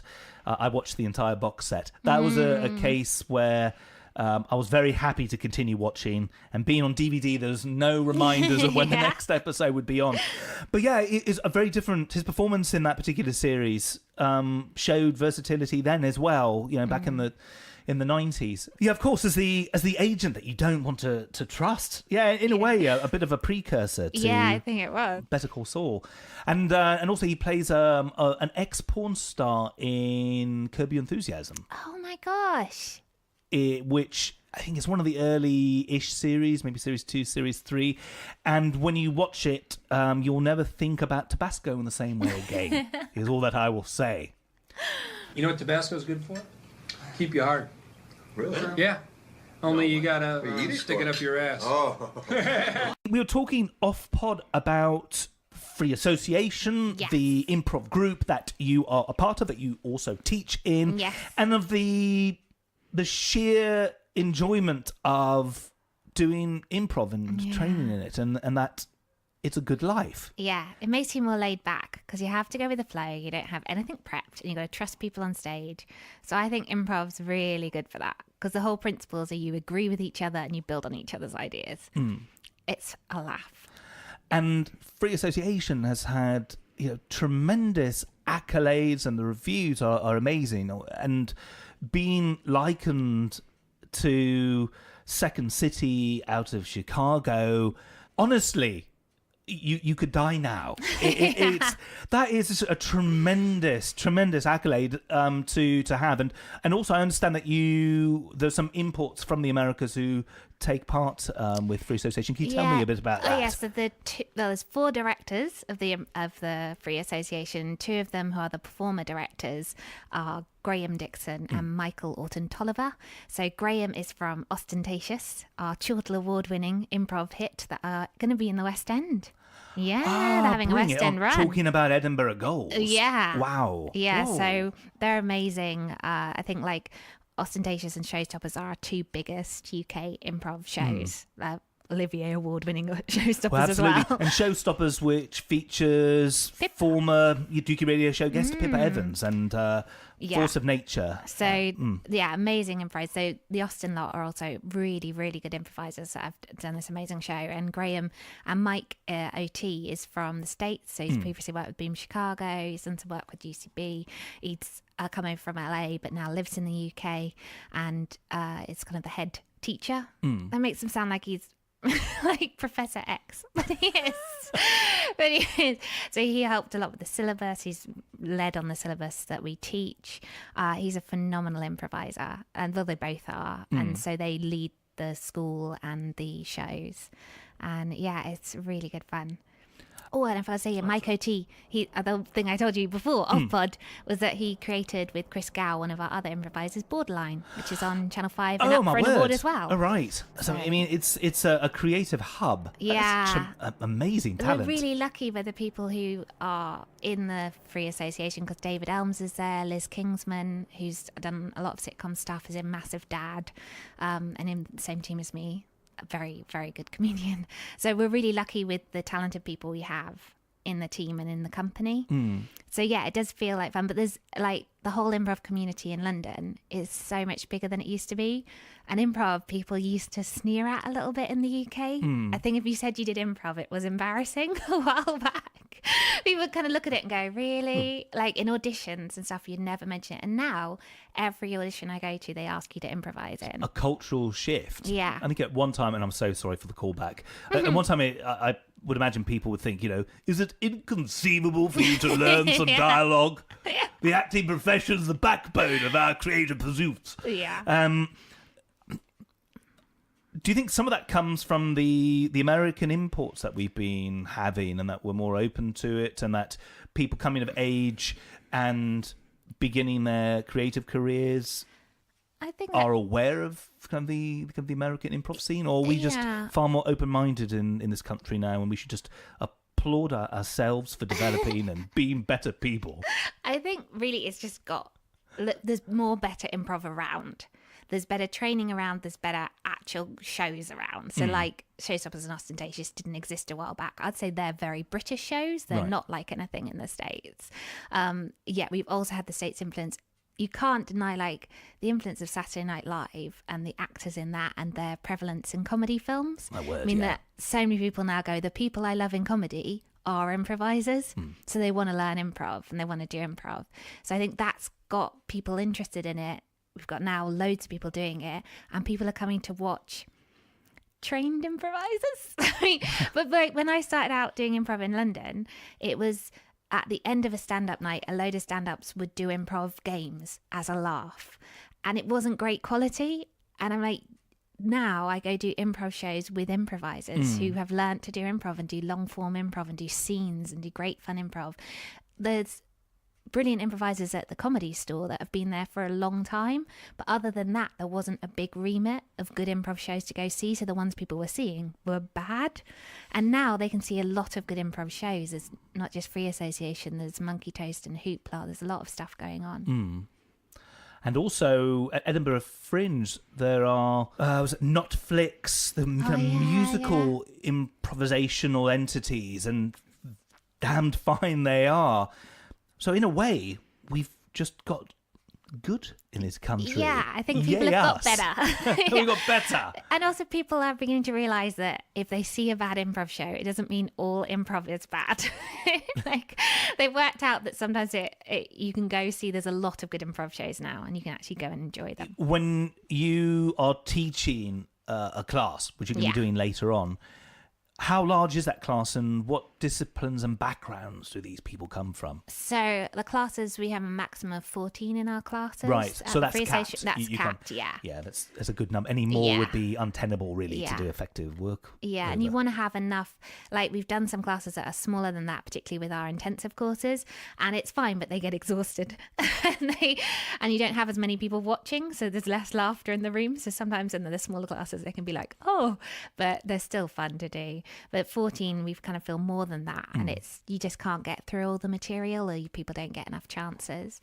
And the backgrounds of them, we've had people from all over the entertainment industry. So you have comedians, writers, producers, directors. We also have people that are just in other jobs that are not creative at all and want to either do something fun or get over a fear of public speaking or do something that kind of pushes them out of their comfort zone. And so, yeah, we get a real mix. Getting people out of their shells. Are you aware of the Amazon program Transparent? Oh, I haven't seen it, but I am aware. Yes. Because I don't have an Amazon account because I worry they're evil. They are. So I need to wait. I'm going to buy it on DVD. I'm really old school. I've never illegally downloaded something. So I need to wait till I can legally... It's like Silicon Valley is a show I love, but I'm seasons behind because I have to wait till it comes out on DVD. From a legal perspective, I suppose it makes perfect sense that you're going to follow the relevant agreements. I'm just a big old geek. That's what it is. And in Transparent, in the most recent series, a character who has no theatrical background, who is in her 70s, who decides to join an improv group. And it gets a newfound confidence, as well as some interesting byproducts, which I will not tell you about, but it's worth watching. And and Tam, who you will remember as Hank Kingsley from Larry Sanders' Hey Now. Hey Now, featuring me. He's tremendous. It's on my list. I have a very long list of shows. It's on there. I can't stress how he is just truly breathtaking in Transparent. I mean, he's better than the program is, I'm going to be honest. The program's, it's okay.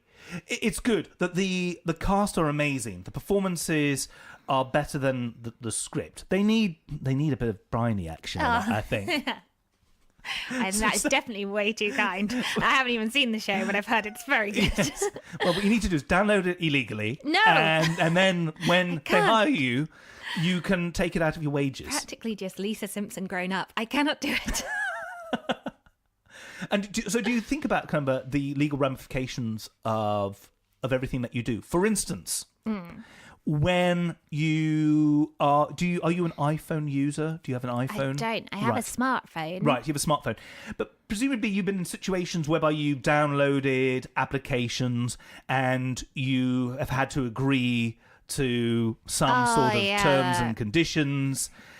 Do you read through each and every word? I do not. And also, I don't want to give it as advice. See, that's legal training. This is not advice.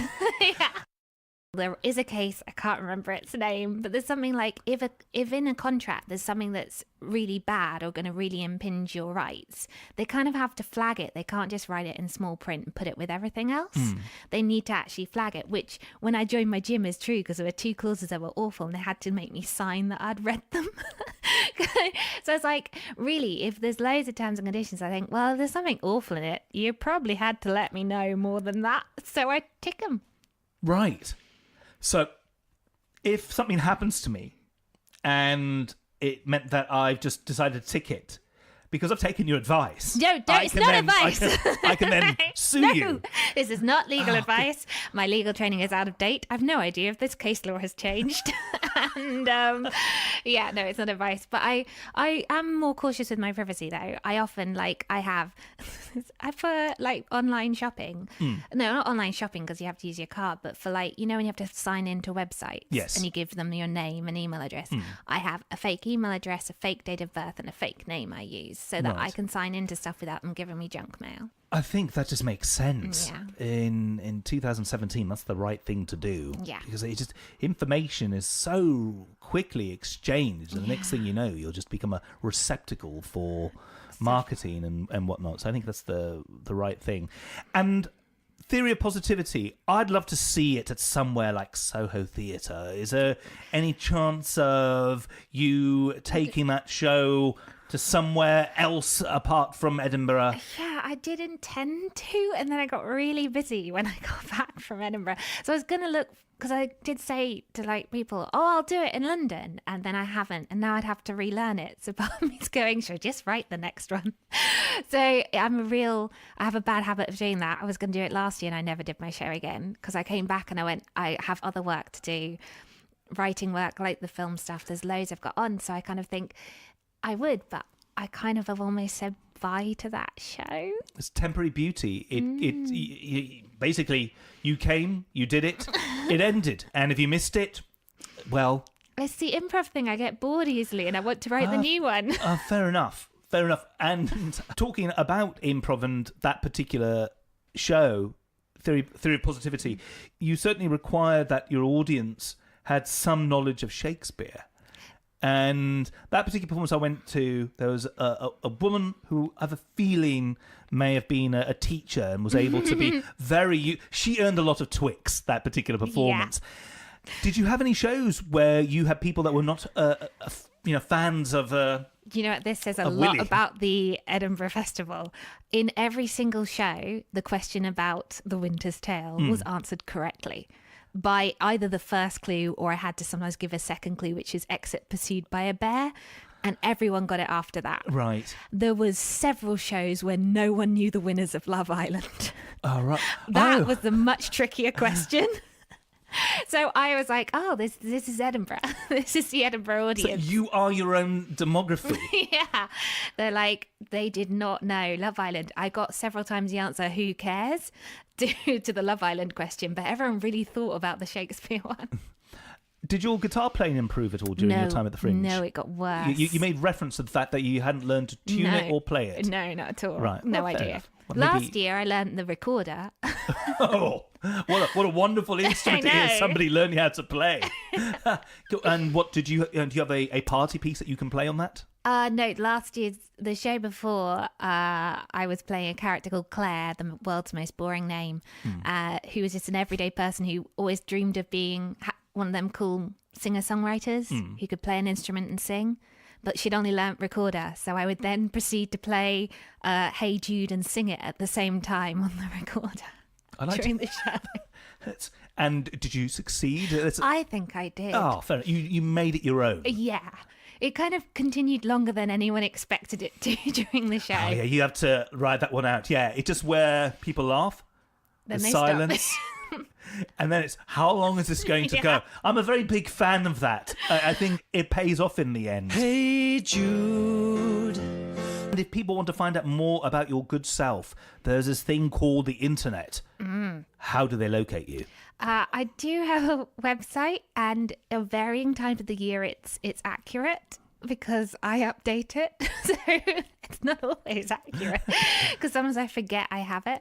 But yeah, so you can find me at www.brionyredman.com or or probably via the Free Association's easier because they are better at that. And my final question, we were discussing off pod that you had never had tea. No, I've never even tried it. So you are tealess. There's no Boston Tea Party or a Chiswick Tea Party, and there's a lot of coffee and brownies, no tea. I mean, that's incredible. And you were born in the United Kingdom. Yes. You were brought up in the United Kingdom. Yeah. Yet your heart is Italian. Yeah. I like coffee. Or French or any Finland, any part of the world which embraces coffee. Everywhere else, basically. And so, and do you feel that this will continue through your life? That you're going to be tealess? I don't like the smell of tea, and the smell is pretty much linked to taste, so I'd have to hold my nose and drink it. So I think, what's the point? In a way, the possibility of you ever having tea, it's pretty slim. Inconceivable. Inconceivable. Briony, it has been an absolute pleasure, a privilege, and an honour to have you on the Dukey Radio Show. Thank you very much for being you and for being here. Thank you for having me. Let's go and grab a coffee. In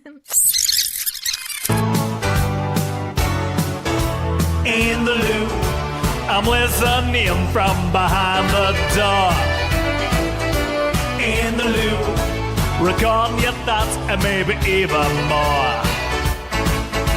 In the loo, boys will banter and girls will talk. In the loo, real observations are what I stock. Whoa, whoa, whoa, whoa, in the loo, finally sharing what I heard with you.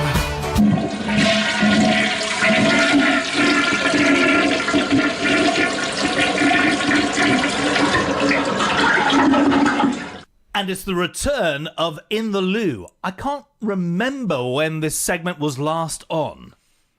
It's been too long, Dukey. And it felt the right time to bring it back on account of the fact that the lovely Briony Redman's career has been, if you will, built around loos. I find that very surprising. It's been the arc of her career. I find that very surprising indeed. I don't know why, but I just do. Two very important experiences happened to her in the loo. I think you've got a story about being in the loo that I'm approaching with some trepidation. I was in... Yeah, Sylv doesn't really do below the waist, Dukey, as we know. This doesn't involve toilet talk as such, but the conversation that I'm about to share with you... Yes. ...took place in the loo. This involves banter between boys.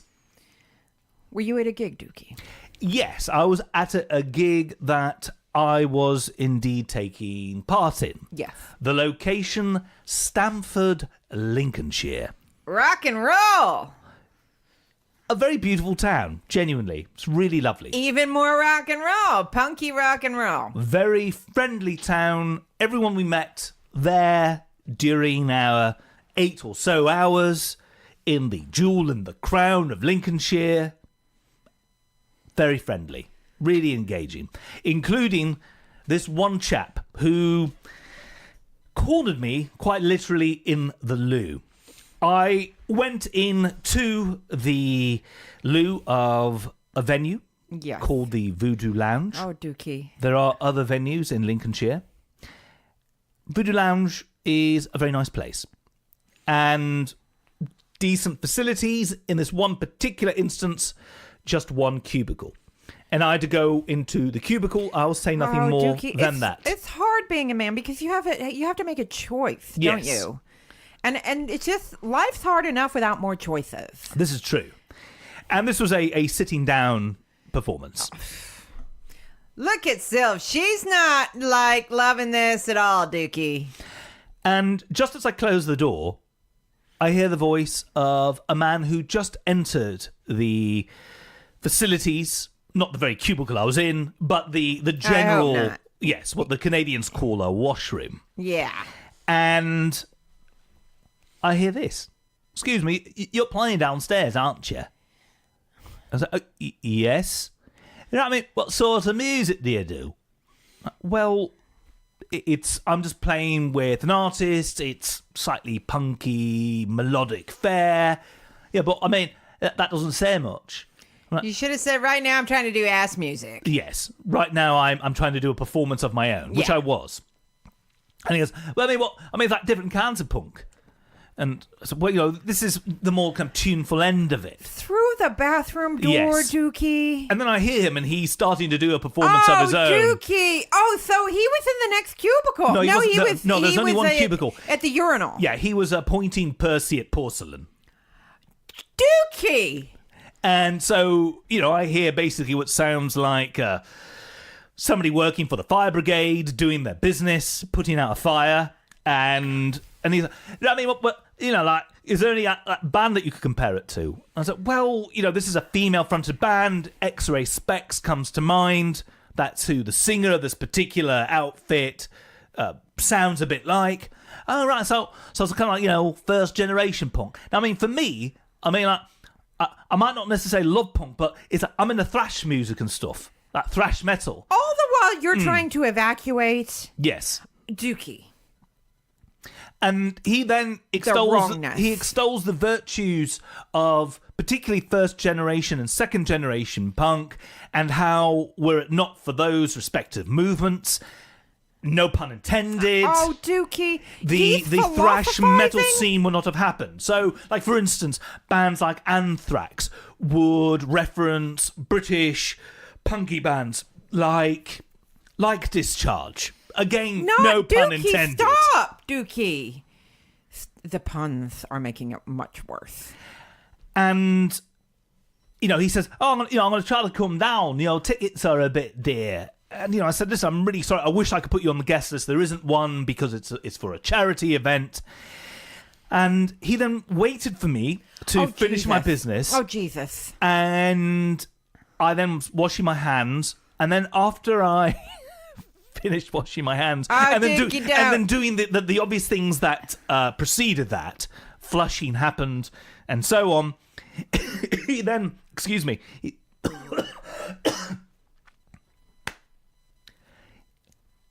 he was waiting there, continuing the conversation as I was washing my hands. Oh, Dukey. And introduced himself to me, said, I hope you have a great gig. And then he gave me a hug, all within the confines he gave you a hug of the facilities. In the bathroom? Yes. After you've all just finished your business? Yes. That's kind of nice. I did say that the people in Stanford were friendly. Dukey, that is friendliness gone bizarro. So, you know, you just can't talk to people when you're eliminating. You just can't. It should be a law. You're not wrong. I've tried to talk to Sylv through the bathroom door before. It's not happening. All girls can do is really just say, you know, do you have any toilet paper? Because I seem to be out in this cubicle. Or I'll meet you outside. There's also another exchange that surely happens, which is whether or not certain feminine hygiene products are available in case you've found yourself caught short. I've never been in that situation, but yes, I suppose it does. I mean, it's usually a toilet paper situation. Female solidarity. I can't talk while I'm trying to do other things. Not that I do things like that, because girls don't do things like that. No. But if I did... They're made of sugar and spice, and apparently Absolutely. all things nice. I do stuff like that, and I'm a girl, and I don't mind. I mean, I think going down that level of philosophizing about a musical movement, no pun intended, is maybe taking it one step beyond. Personally. You know, at one point I might say, you know, can you give me a minute? You know, like, can you give me a minute? But, yeah. I mean, ultimately, this chap was talking about the big four while I was doing a big number two. I think we should leave it there.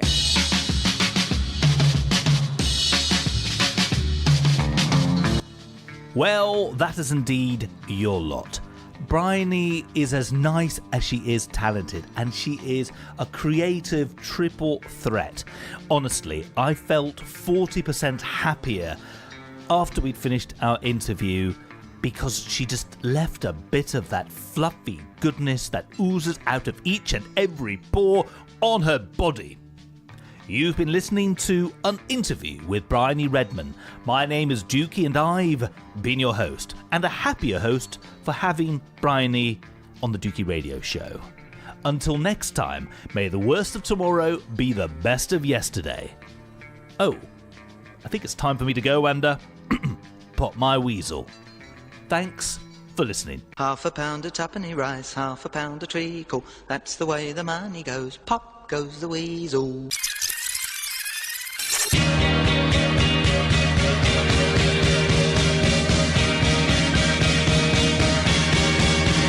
Facebook. Click on your mouse to our Facebook page. Facebook. It's easy to find, it will not take an age. Facebook.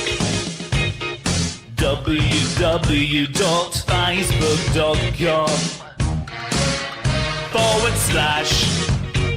The Dukey Radio Show, the Dukey Radio Show.